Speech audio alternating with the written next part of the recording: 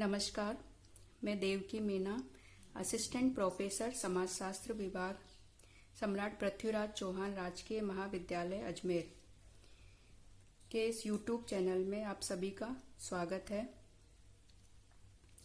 आज हम समाजशास्त्र के एक महत्वपूर्ण टॉपिक समाज के बारे में और आगे चर्चा करेंगे।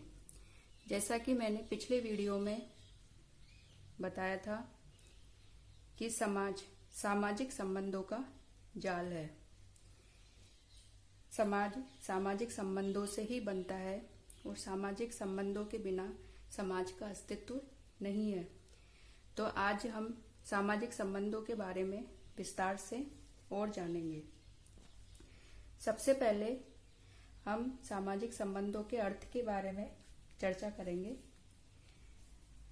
तो सामाजिक संबंध का अर्थ यह है कि किन्हीं प्रयोजनों या उद्देश्यों को लेकर दो या दो से अधिक व्यक्तियों और समूहों के बीच होने वाली अंतः क्रियाओं के आधार पर निर्मित व्यवहार या प्रतिमान को सामाजिक संबंध कहते हैं। सामाजिक संबंधों के लिए व्यक्तियों के बीच अर्थपूर्ण संप्रेषण तथा चेतना का होना आवश्यक है। इस प्रकार हम ये कह सकते हैं कि जब दो या दो से अधिक व्यक्ति परस्पर अंतः क्रिया करते हैं, एक दूसरे को अर्थपूर्ण रूप से प्रभावित करते हैं एवं एक दूसरे से प्रभावित होते हैं, तो वे सामाजिक संबंधों का निर्माण करते हैं। या हम इसको ऐसे भी कह सकते हैं कि प्रतिमानित सामाजिक अंतः क्रिया ही सामाजिक संबंधों का निर्माण करती है। इसके बाद हम देखते हैं कि सामाजिक संबंध की परिभाषा किस प्रकार दी जा सकती है। तो सबसे पहले हम देखेंगे कि प्रसिद्ध समाजशास्त्री मैकाइवर तथा पेज ने सामाजिक संबंधों की जो परिभाषा दी है वो इस प्रकार है कि सामाजिक संबंध में व्यक्ति की मनोवृत्ति तथा वे स्वार्थ आते हैं जिनसे वे संबंधित है। अतः सामाजिक संबंध की पूर्ण परिभाषा में इन दोनों की व्याख्या आवश्यक है। इसी प्रकार किंग्सले डेविस ने सामाजिक संबंध का अर्थ दो या दो से अधिक व्यक्तियों का आपस में संबंध ही नहीं वरन इन व्यक्तियों का समूह के साथ संबंध भी है। इसी प्रकार यदि हम और इसकी परिभाषा देखें तो समाजशास्त्री थियोडोरसन के अनुसार सामाजिक संबंध दो या दो से अधिक व्यक्तियों के बीच पाई जाने वाली प्रतिमानित सामाजिक अंतः क्रिया है। यह सामाजिक संबंधों की परिभाषा है। इसके बाद हम देखते हैं कि सामाजिक संबंध की विशेषताएं कौन कौन सी है। तो सबसे पहली जो विशेषता है वो है अमूर्तता, यानी कि सामाजिक संबंध अमूर्त होते हैं, अर्थात सामाजिक संबंधों में मानसिक तथ्य या मानसिक तत्व की प्रधानता होती है। इसे हम महसूस कर सकते हैं, इसे हम वस्तुओं की भांति छू नहीं सकते या उनका नापतोल नहीं कर सकते। क्योंकि सामाजिक संबंधों में मानसिक तत्व अवश्य ही होता है और यह मानसिक तत्व एक दूसरे की उपस्थिति की अवेयरनेस के बारे में, सामान्य उद्देश्य, सामान्य स्वार्थ आदि के रूप में होता है। इसी मानसिक तत्व के कारण सामाजिक संबंध वस्तुओं के परस्पर संबंधों से भिन्न होते हैं। उनमें एक प्रकार की जागरूकता होती है और उनमें भावनाओं, अनुभूतियों, संवेगों, प्रवृत्तियों, उद्वेगों आदि का समावेश होता है और इनके बिना जैसे कि पति पत्नी, पिता पुत्र, प्रेमी प्रेमिका, गुरु शिष्य के संबंधों की कल्पना नहीं की जा सकती। और ये प्रवृत्तियां अच्छी भी हो सकती है और बुरी भी हो सकती है, लेकिन इनका होना आवश्यक है सामाजिक संबंधों में। मानसिक तत्व के बिना दो व्यक्तियों का संबंध दो वस्तुओं के संबंध से अधिक और कुछ भी नहीं है। इसी प्रकार अब हम जो दूसरी विशेषता है सामाजिक संबंधों की वो है जटिल प्रकृति, अर्थात समाज में जो सामाजिक संबंध है, जैसे हम देखते हैं कि एक ही व्यक्ति के सामाजिक संबंध बहुत ज्यादा होते हैं, तो इसी प्रकार हम समाज में जितने भी व्यक्ति हैं उनके सामाजिक संबंधों की यदि हम गणना करें तो उनकी संख्या बहुत अधिक है और इनकी प्रकृति जटिल है। क्यों जटिल है? क्योंकि सामाजिक संबंधों के बारे में हम भविष्यवाणी नहीं कर सकते। हम ये नहीं कह सकते कि जो दो व्यक्ति यदि आज घनिष्ठ मित्र है तो अगले ही दिन किसी बात पर उनमें शत्रुता भी हो सकती है। अगली जो विशेषता है वो है अर्थपूर्ण, यानी कि सामाजिक संबंध अर्थपूर्ण होते हैं, अर्थात इनका निर्माण किसी उद्देश्य के लिए किया जाता है। व्यक्ति व समूह के लिए ये अर्थपूर्ण होते हैं, मीनिंगफुल होते हैं। अगली जो विशेषता है वो है अनिश्चित स्वरूप।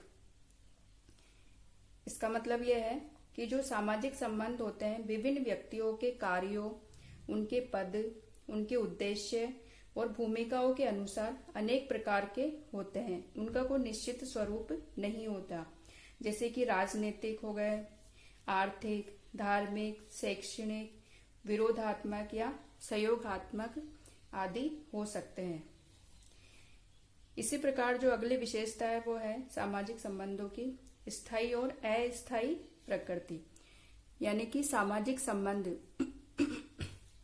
स्थायी भी हो सकते हैं, जैसे कि परिवार के सदस्यों के बीच सामाजिक संबंध स्थायी होते हैं और जो जीवन भर रहते हैं। इसी प्रकार अस्थायी भी हो सकते हैं सामाजिक संबंध, जैसे कि डॉक्टर और मरीज के बीच, और इसी प्रकार ग्राहक और दुकानदार के बीच जो सामाजिक संबंध होते हैं वो अस्थायी होते हैं। अगली जो विशेषता है वो है सहयोगी और असहयोगी प्रकृति, अर्थात सामाजिक संबंधों की जो प्रकृति होती है वो दोनों प्रकार की हो सकती है, सहयोगी भी और असहयोगी भी। जैसे कि मित्रता के जो सामाजिक संबंध होंगे उनमें सहयोगी प्रकृति होगी और इसी प्रकार शत्रुता में असहयोगी प्रकृति होगी। ये हो गई सामाजिक संबंधों की विशेषताएं। अब हम आते हैं कि सामाजिक संबंधों के निर्माण के लिए आवश्यक दशाएं, ऐसी कौन सी परिस्थितियां हैं जिनके उपस्थित होने पर ही सामाजिक संबंधों का निर्माण होगा। तो इसमें जो सबसे पहली जो आवश्यक दशा है सामाजिक संबंधों के निर्माण के लिए वो है जीवित व्यक्ति, अर्थात सामाजिक संबंधों के निर्माण के लिए सबसे जरूरी जो बात है वो व्यक्ति का जीवित होना है, क्योंकि जीवित व्यक्तियों में ही जागरूकता और चेतना होती है और वे ही अर्थपूर्ण संबंध कायम कर सकते हैं। तो सबसे पहली जो आवश्यकता है सामाजिक संबंधों के लिए वो जीवित व्यक्तियों का होना है। दूसरी जो आवश्यक दशा है सामाजिक संबंधों के निर्माण के लिए वो है संपर्क और संचार। संपर्क का तात्पर्य यह है कि व्यक्तियों द्वारा परस्पर एक दूसरे को उत्प्रेरित करना व एक दूसरे की उत्प्रेरणाओं का अर्थपूर्ण रूप से प्रत्युत्तर देने की स्थिति से है। यह संपर्क भौतिक भी हो सकता है और मानसिक भी हो सकता है तथा प्रत्यक्ष भी हो सकता है और अप्रत्यक्ष भी हो सकता है, यानी कि डायरेक्ट और इनडायरेक्ट दोनों हो सकता है। लेकिन मानसिक संपर्क ही सामाजिक संबंधों को जन्म देता है। इसी प्रकार जो प्रत्यक्ष संचार के रूप में जैसे इशारे, हाव भाव, बोलचाल आदि को सम्मिलित कर सकते हैं। इसी प्रकार परोक्ष या अप्रत्यक्ष संचार के रूप में हम जैसे पत्र, लेटर लिखना, टेलीफोन पर बातचीत करना, संदेश वाहक आदि। अगली जो आवश्यक दशा है वो है पारस्परिक जागरूकता, म्यूचुअल अवेयरनेस। सामाजिक संबंधों के निर्माण के लिए जागरूकता, पारस्परिक जागरूकता आवश्यक है। जागरूकता एक विशिष्ट प्रकार की मानसिक अनुभूति या मानसिक स्थिति है जिसमें व्यक्ति एक दूसरे के व्यवहार का कोई अर्थ लगाते हैं और जागरूक अवस्था में दूसरे व्यक्तियों से संबंध स्थापित करने पर ही सामाजिक संबंधों का निर्माण होता है। अगली जो आवश्यक दशा है वो है सामाजिक अंतः क्रिया, जिसके बारे में हमने इससे जो पहले जो वीडियो बनाया था इसमें विस्तार से चर्चा की थी। इसके बारे में आज हम और अधिक जानते हैं कि सामाजिक अंतःक्रिया क्या होती है। तो जब इसका अर्थ होता है कि जब दो या दो से अधिक व्यक्ति एक दूसरे से अभिप्रेरित होकर अर्थपूर्ण क्रिया करते हैं तो इसे सामाजिक अंतःक्रिया कहते हैं। हम यहाँ यह भी कहना चाहेंगे कि जो क्रिया होती है वो केवल एक व्यक्ति के द्वारा भी हो सकती है, लेकिन सामाजिक अंतःक्रिया के लिए कम से कम दो व्यक्तियों का होना आवश्यक है। या हम इसको दूसरे तरीके से भी कह सकते हैं कि सामाजिक अंतःक्रिया पारस्परिक आदान प्रदान का ऐसा संबंध है जिसमें व्यक्तियों के व्यवहार और उनकी अनुभूतियां एक दूसरे के व्यवहार और अनुभूतियों को प्रभावित एवं नियमित करती है। सामाजिक अंतःक्रिया के अंतर्गत दो मूल तत्व सम्मिलित हैं। उसमें फर्स्ट है पारस्परिक उत्तेजना, इंस्पायरेशन, और दूसरा है प्रत्युत्तर। सामाजिक अंतःक्रिया के लिए भौतिक निकटता का होना आवश्यक नहीं है, लेकिन सामाजिक संपर्क या संप्रेषण का होना आवश्यक है। सामाजिक अंतःक्रिया के जो प्रमुख रूप है वो है विनिमय, सत्ता, संघर्ष, प्रतिस्पर्धा, सहयोग, समझौता, सात्मीकरण आदि। हम सामाजिक क्रिया का यदि हम उदाहरण देखें तो जैसे कि आंख मारना, वो एक सामाजिक अंतःक्रिया है। और इसी प्रकार जैसे पलके हम अपनी आंखों की पलके झपकाते हैं, वो उसको हम शारीरिक क्रिया कहेंगे, लेकिन आंख मारना सामाजिक अंतःक्रिया है, क्योंकि इसमें एक व्यक्ति पारस्परिक उत्तेजना के आधार पर दूसरा व्यक्ति उसका प्रत्युत्तर देता है, या वो इशारा समझ सकता है, उस इशारे का कोई भी वो रेस्पॉन्स दे सकता है। तो यहाँ हम इसे सामाजिक अंतःक्रिया कहेंगे। इस प्रकार हम देखते हैं कि जो सामाजिक संबंध है उसके निर्माण के लिए जो आवश्यक दशाएं हैं, जीवित व्यक्ति, संपर्क एवं संचार, पारस्परिक जागरूकता और सामाजिक अंतःक्रियाएं आवश्यक है।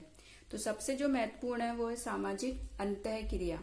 सामाजिक अंतःक्रिया होगी दो या दो से अधिक व्यक्तियों के बीच जब भी सामाजिक संबंधों का निर्माण होगा, और इन्हीं सामाजिक संबंधों